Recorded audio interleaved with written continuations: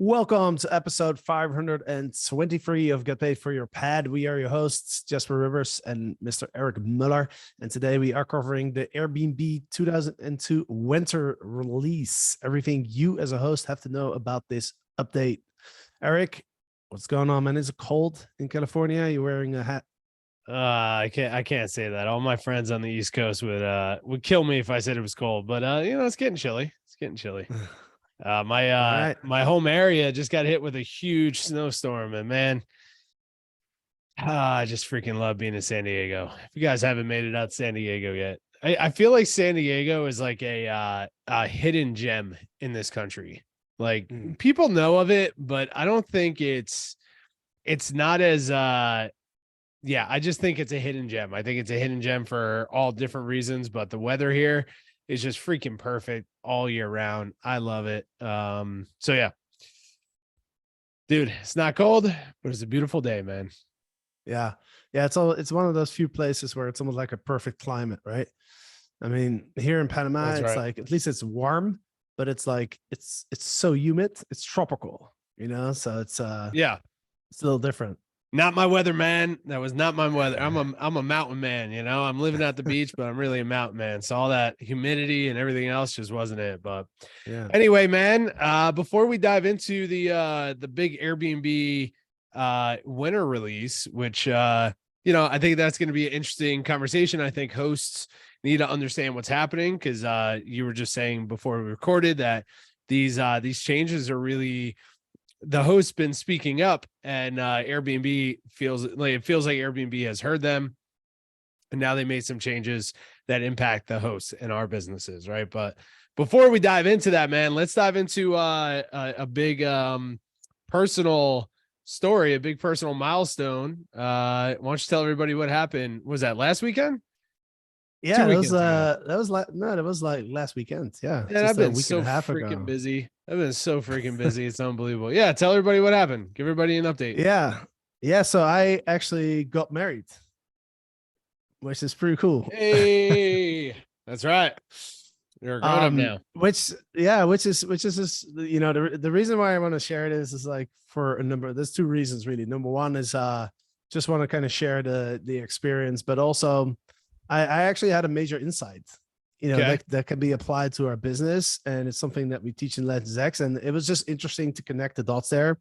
But also, the other reason I wanted to share it is because if you would ask most of my friends, I have a lot of friends that I haven't talked to for like a year or two, and they're like shocked because like it's only been the last year and a half or 2 years that I've really, been thinking about like settling down. So, right.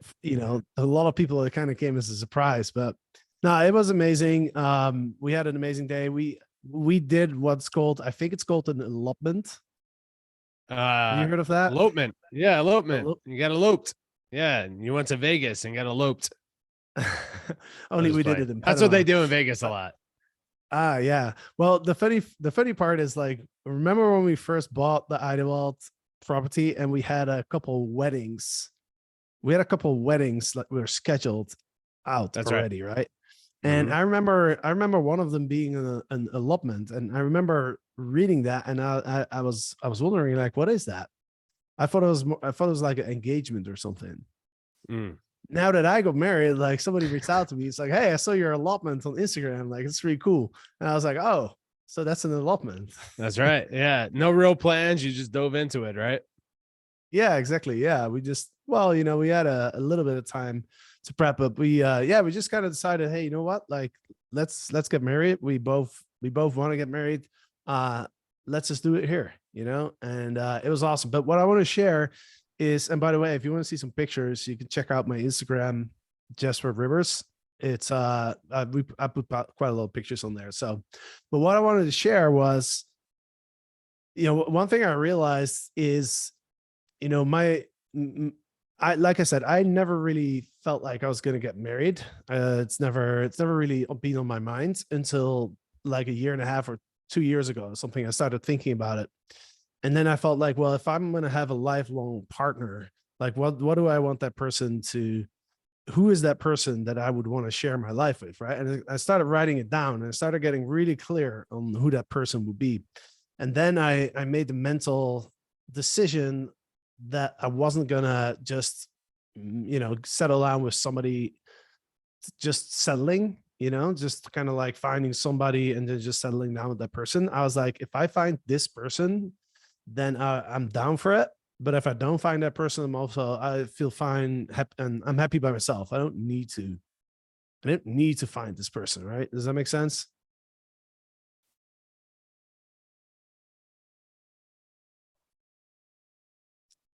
Does that make sense? Sorry, dude. My internet just crashed. Can you hear me? That's okay, man. I was just All telling right. a cool story.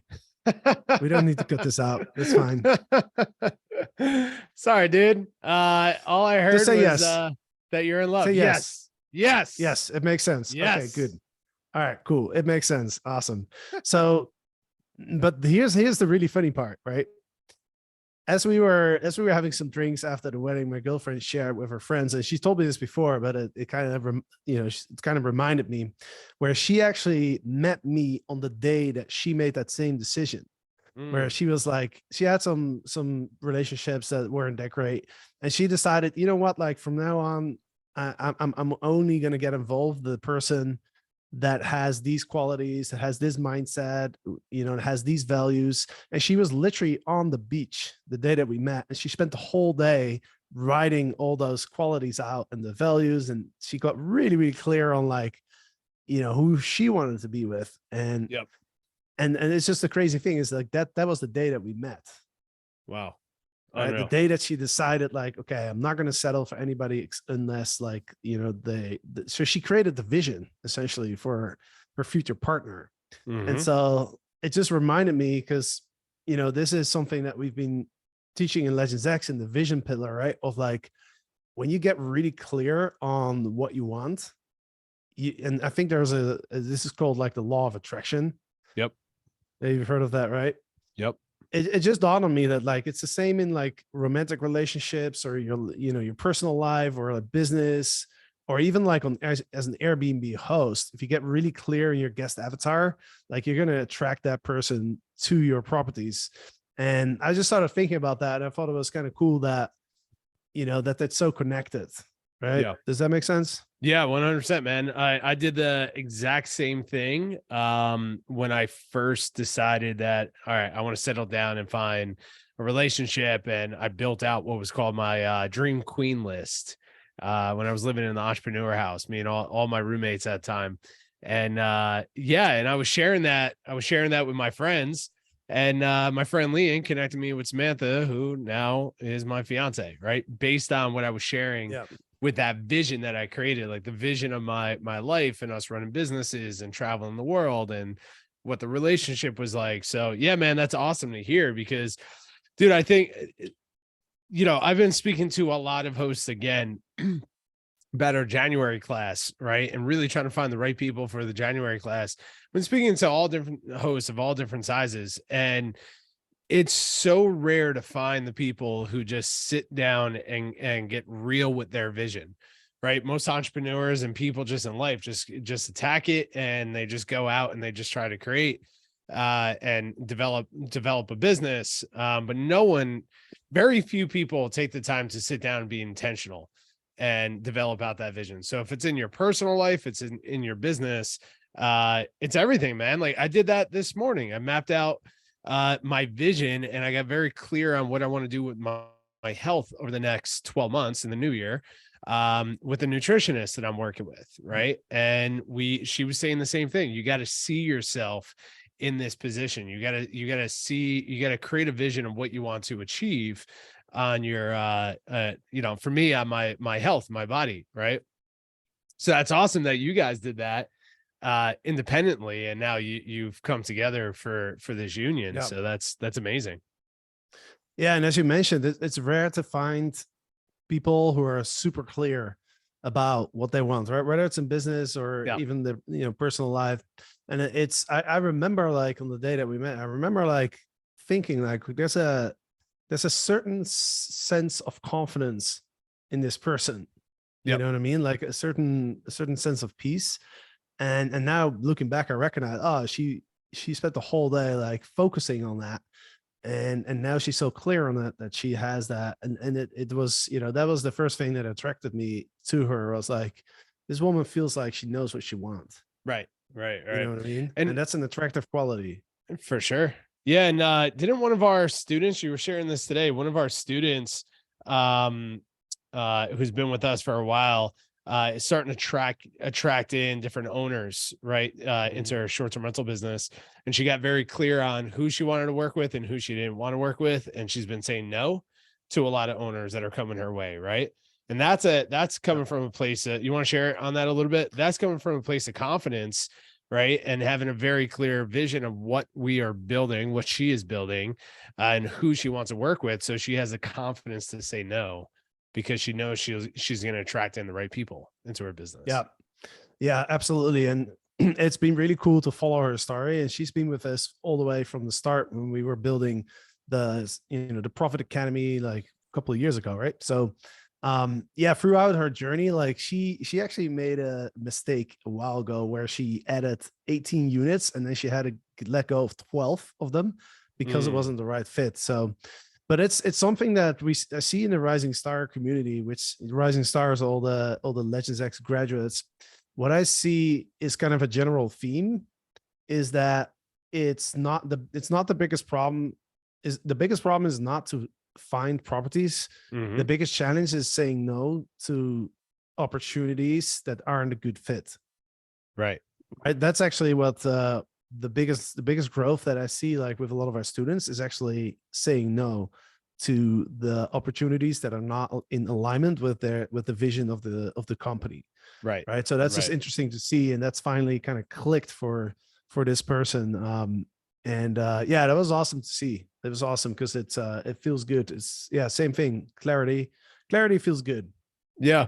I mean, I it's, you need it in your business. And maybe we'll do a podcast in the next, couple of weeks, kind of updating everybody on, where we're at with our businesses and the challenges behind the scenes of what we're experiencing as leaders and how we're getting through this and the decisions that we're making. But I'm literally, I came to that conclusion today on the Free Wild company, on the Free Wild brand. We have some pretty awesome opportunities to work with some really incredible people.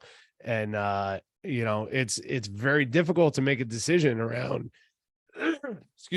around who to work with. And everything looks like an opportunity early stages.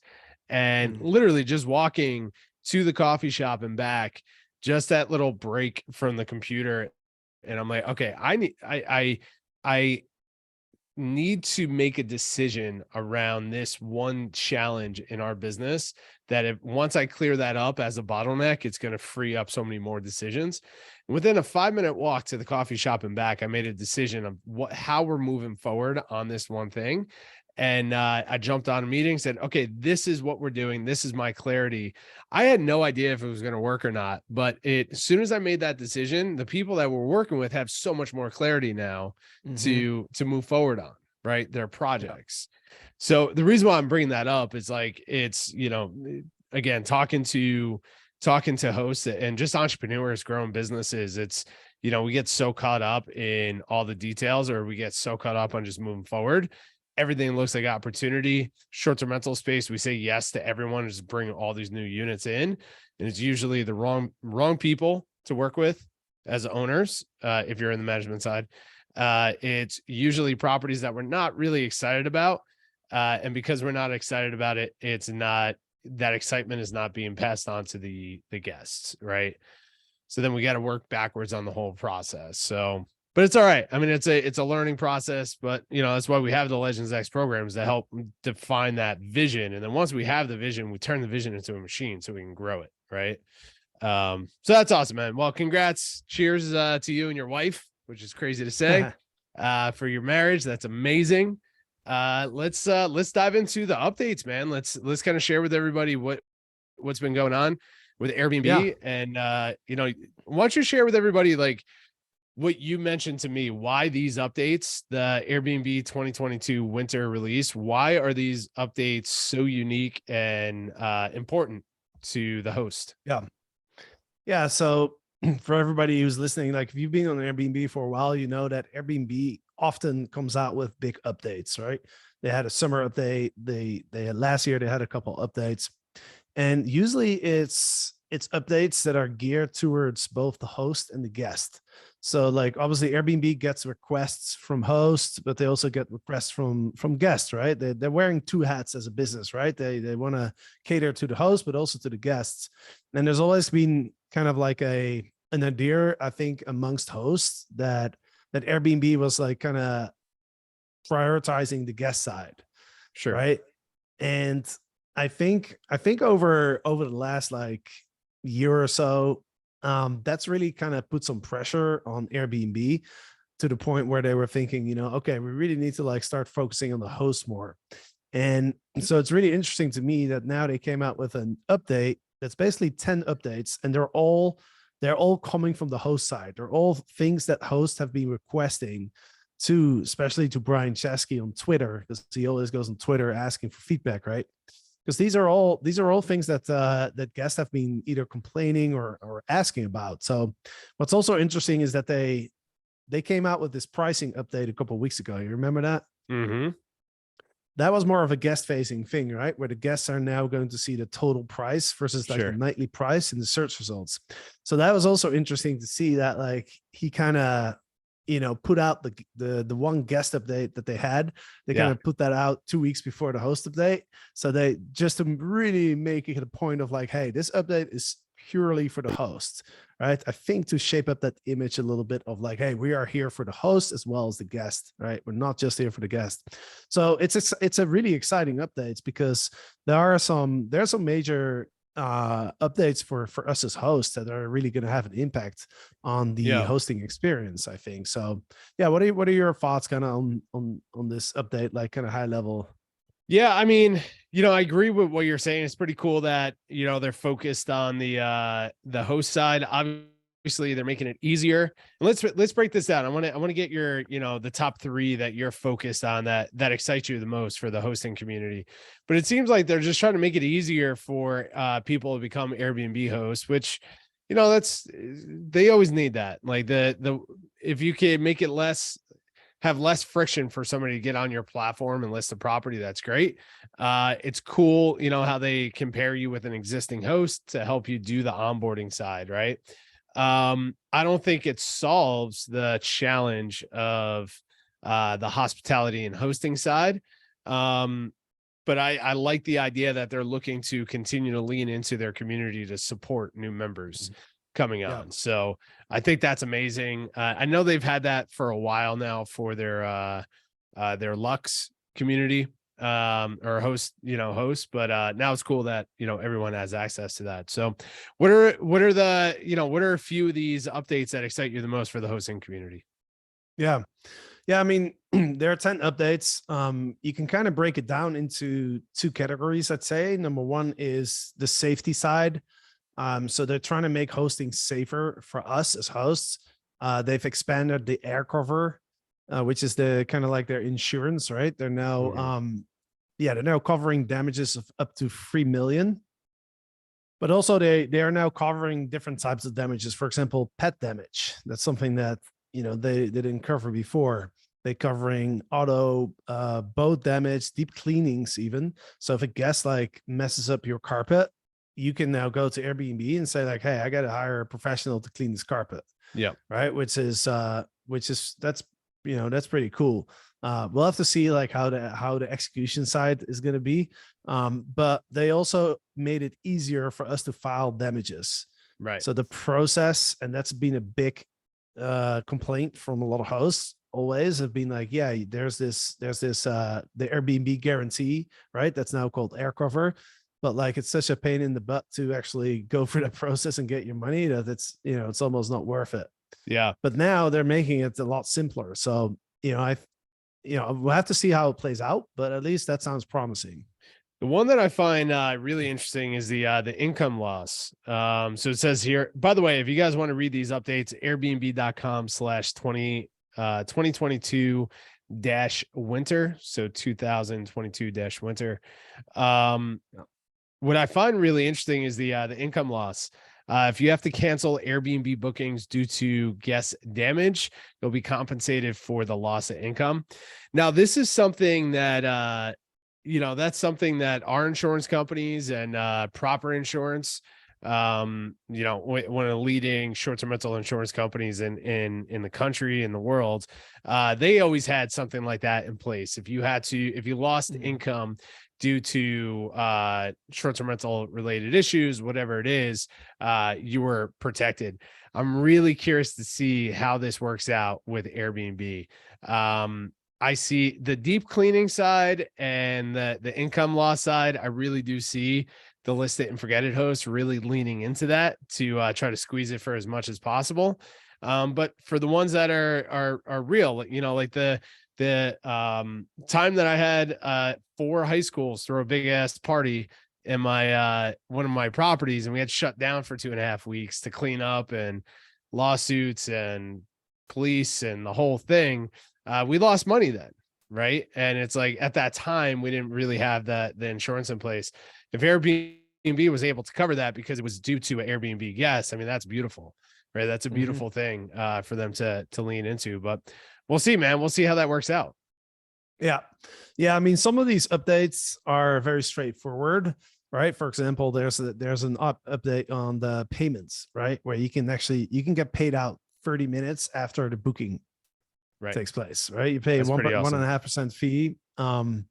But that's like very straightforward.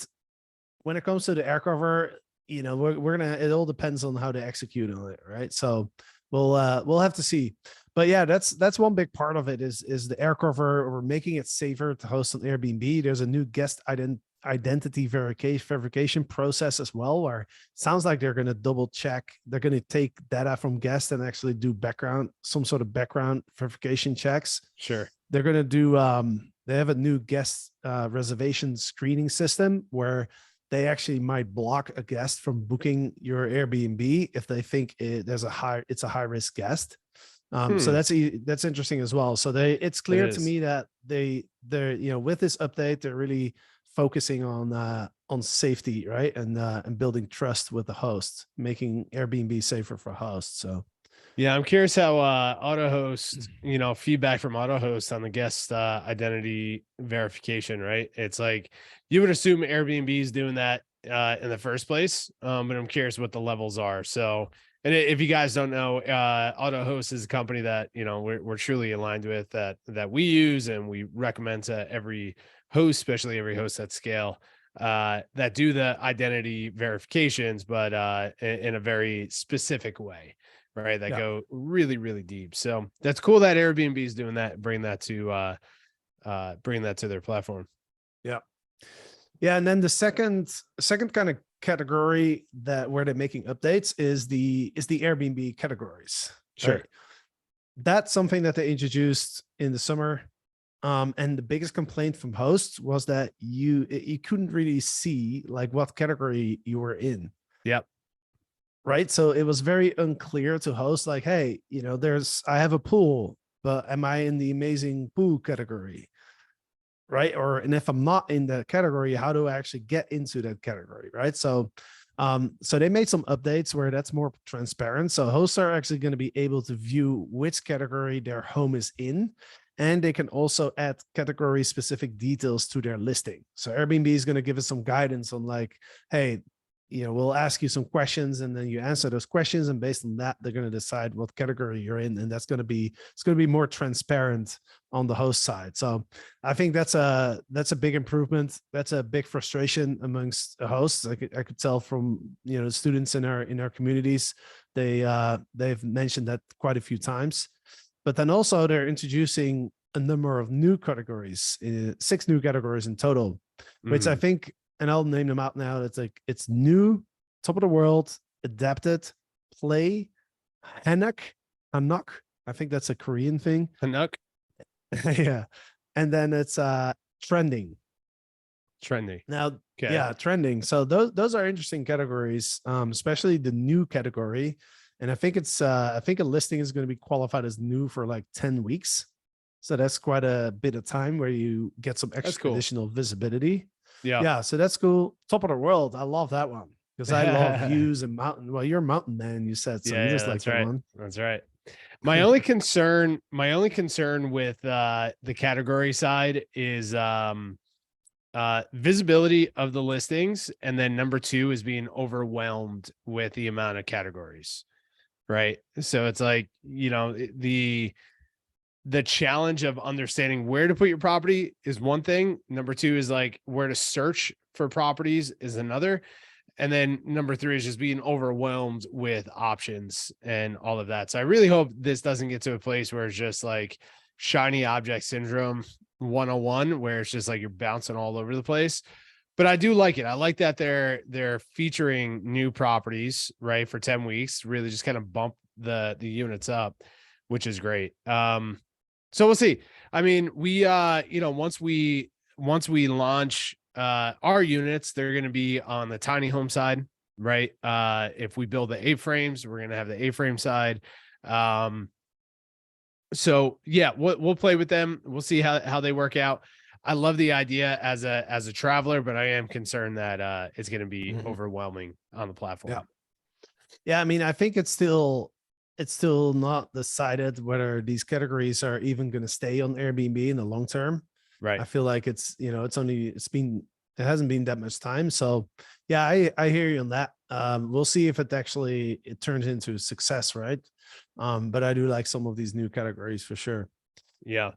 I want to go back to one thing that you just mentioned. You kind of glossed over it, which I think is a pretty powerful feature that they're doing here, is the 30-day payout.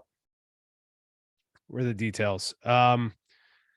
So introducing Fast Pay. Hosts can now choose to receive payouts to their debit card in 30 minutes or less, available in the US only. First off, as a business play, I think that's a great idea for them, because, more fees on top of this booking, which is great. So would you say it is 1.5%? Yes, as a host, you pay 1.5%, and then they will pay you the money within 30 minutes. That's incredible. The reason why I like that idea is cash is king, right? So as a growing short-term rental host, is as we're getting these bookings coming in, if we can get that cash out to reinvest back into our team or another unit or whatever we have to do, we're now funding the growth of our business a lot faster. Yes, we're paying more fees on that, but it's like, man, for us to wait the additional time to receive that money, it's fine. It's great. It's the way that we're doing business now. But if we can leverage that and get cash now, that's freaking incredible, because now that we're building up on this, if we can get money within 30 minutes to reinvest into something, I love it. I love it. Yeah. Yeah. And there's some interesting consequences of this fast pay policy, right? Because if you think about it, let's say you have a booking that's like 2 weeks out.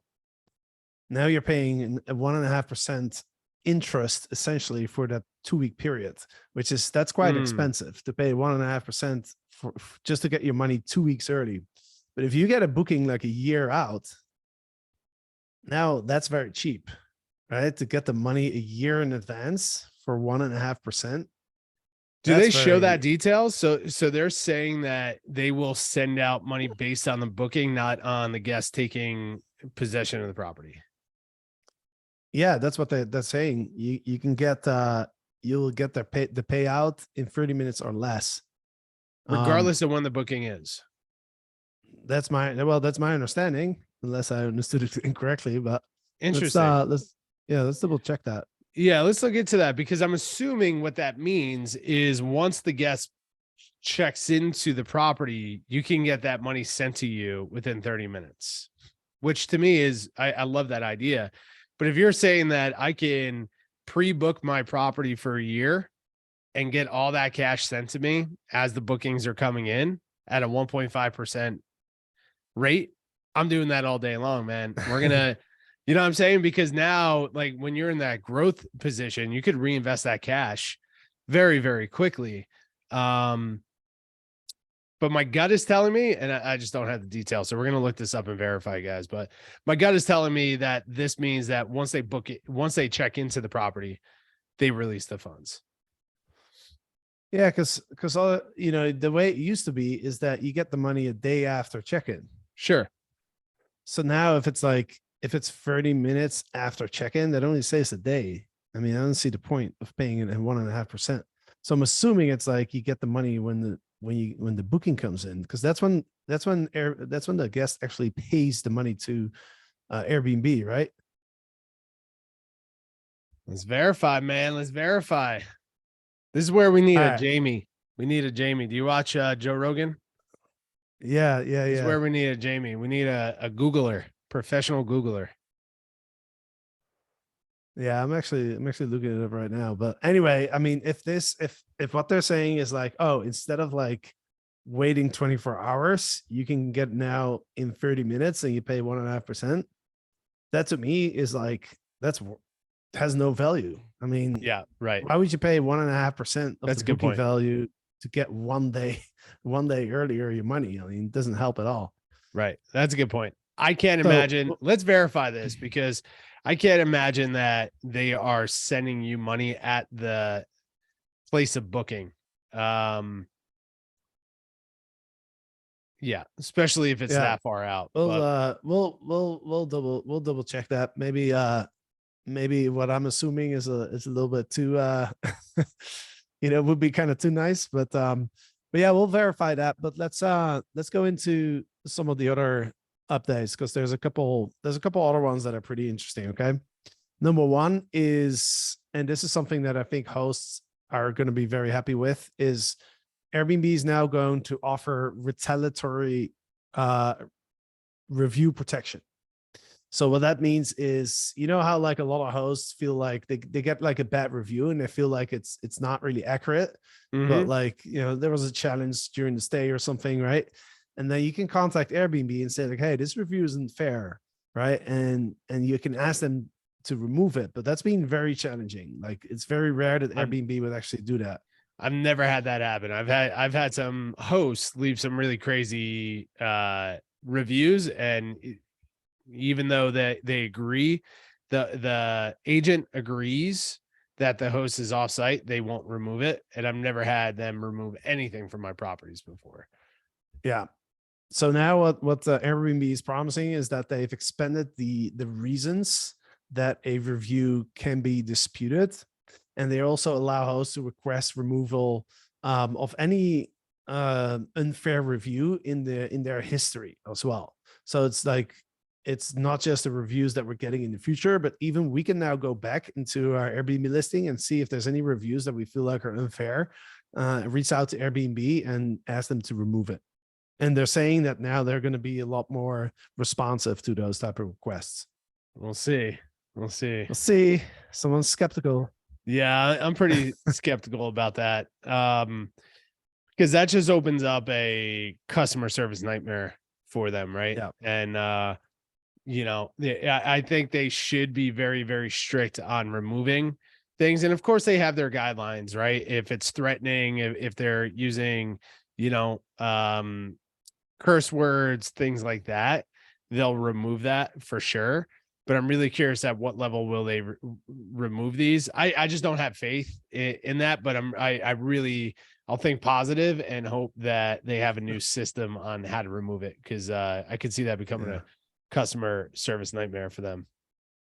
Well, they're kind of, they have to be careful with making these type of updates if it's not going to be valuable for the host, because otherwise they're going to lose the trust of the host community. Right.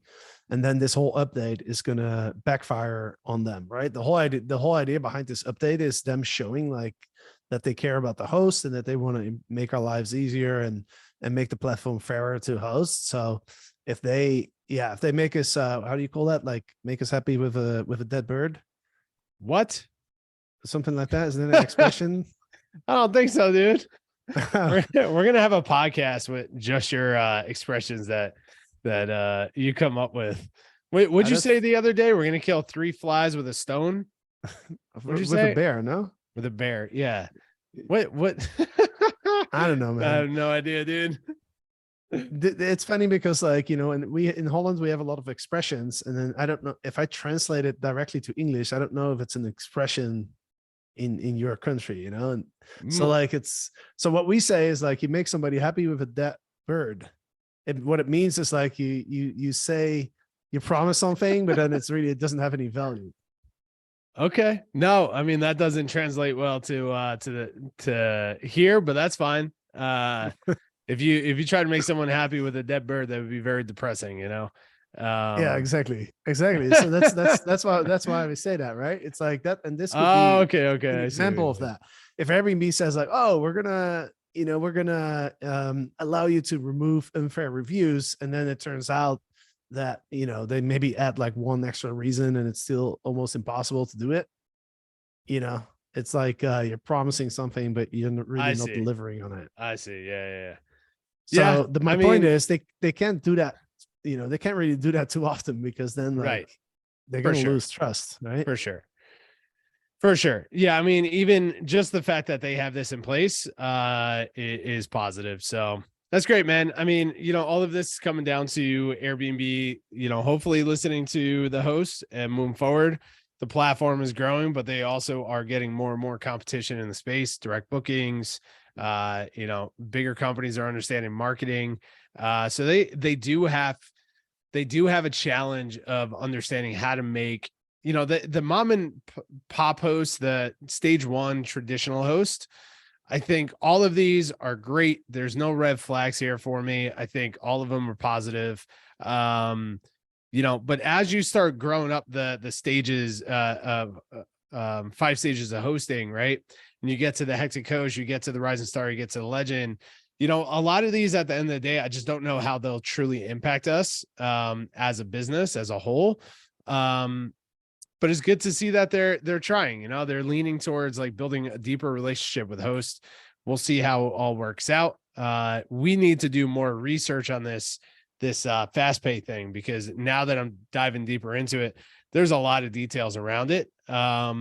Still hasn't gotten clear on exactly what they're sending out. But honestly, man, like from what I'm picking up here, it's the way that they pay now, right?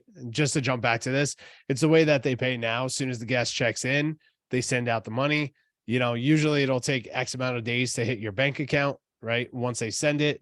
But this is more of like, hey, we're going to direct deposit onto your debit card within 30 minutes, right? Is that worth 1.5%? It depends. I mean, there's a maximum price here that they're saying is $15 maximum price. Or fee, Yeah. So I should say. to me, that is, I'm reading it now too. To me, that's a dead bird. Okay. You know what I mean? That is like trying to make somebody happy with that bird. It's like, come on, you get your money a day early. Yeah. Well, again, I mean, if you're sending it out to your bank accounts, right, it can take multiple days, especially if it's on a weekend. It can take multiple days to hit your account, right, to be available. Even though they process it and they send it out. What this is saying is that it's just like Venmo, right? Like you send it, it's on your Venmo account or your debit card, right? Like you have access to it immediately. So that's kind of like where my mindset's at with this. It might make sense. Listen, man, like if we have a ton of bookings and we have a ton of cash sitting there and we want to go show money in a bank account now, whatever it is, or we want to use that money to go and acquire another property, we may be able to leverage that. Doesn't make sense. Who knows? But it's not a full 1.5% on the total amount. It's capped at $15. Yeah. Right. Yeah. That's I'd right. pay $15 to get my cash sent to me immediately. So I'm in control of it. Right. It's like, I won't do it all the time, but I might do it if we need a cash injection into the company as fast as possible. So, well, this opens up another question, which is this, can you choose this per booking, or is this a setting that you have to, that's going to be global for all of your bookings in your account? Because I can see that there might be specific situations where we want to do that. For example, let's say like, our Christmas bookings. yeah. Right. Over Christmas, it might take like 3 or 4 days before the money hits the account. Right. And then if we need a little extra cash flow for something, then I could see that. Yeah. But on a global basis, I don't.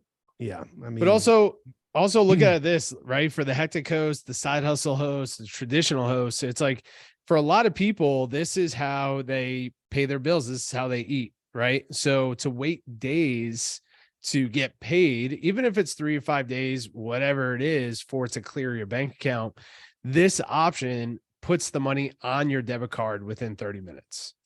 Right. Mhm. So is it worth it for people to pay $15 to have $1,000, $2,000, $3,000 of their money put onto their debit card within 30 minutes? It's like, yeah, that might make sense, because then they can, eat that night or whatever it is. So I like the Sure. idea. Obviously, it's a major play on their side to earn more fees. I get it. There is a benefit for the host. But at the end of the day, I mean, they've earned so much. They've made so much money in this company by controlling the income, by being the merchant, right? Mhm. Between the host and the guest. So this is just an additional way to add more fees on top of that. So yeah, we'll see, man. We'll see how all this plays out. Awesome, bro. Any other updates that the host should know about or be excited about? No, I mean, this is pretty much the majority of. There's a couple small things, like they're going to update the reviews, so guests and hosts can add tags to reviews to provide more specific details about a stay. For example, you can put the tag like, the guest checked out late, or guest did this or did that. So that could be helpful. I don't think it's going to be major impact though. They added something that's called ground rules for guests, where basically they say it's like stronger accountability on the guest, and helps to ensure that guests treat our homes with care and respect.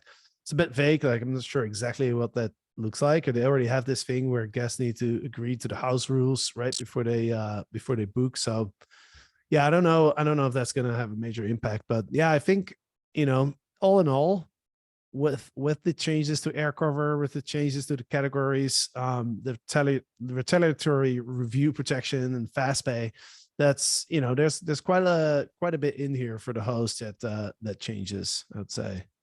All right, we'll see. And one thing to say is that most of these changes go into effect in January, right? So if you go to Airbnb, you're not going to see it for a while, and also they will be rolled out in, from market to market. So like, if you're, depending on what market you're in, it might take a while for you to see this.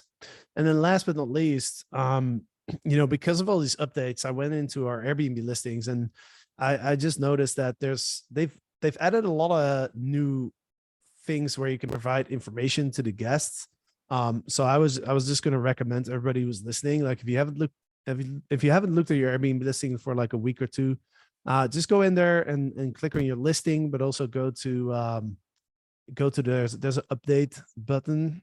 Once you go to listings, you'll see it says update, but you can also click on the actual listing. On both sides, there's a few extra things where we can provide some info on, like, for example, like the size of our home, like the square footage. Oh, cool. You can add details to what type of TV you have and what streaming services you have. So I would just recommend everybody, go into your listing and make sure you've updated everything, because pretty sure that's going to help you rank better in the search results.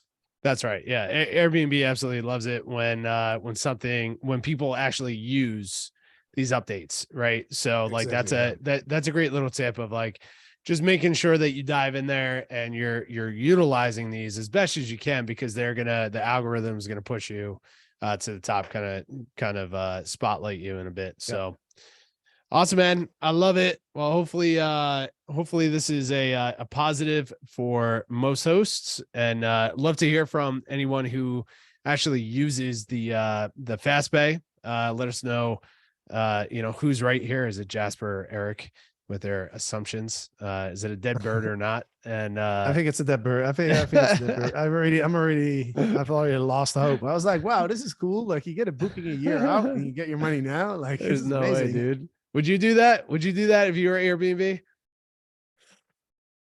I would do that. I'm a nice person, You are a nice person. I would do that. But listen, man, I wouldn't do that. I'm a nice person too, but I wouldn't do that.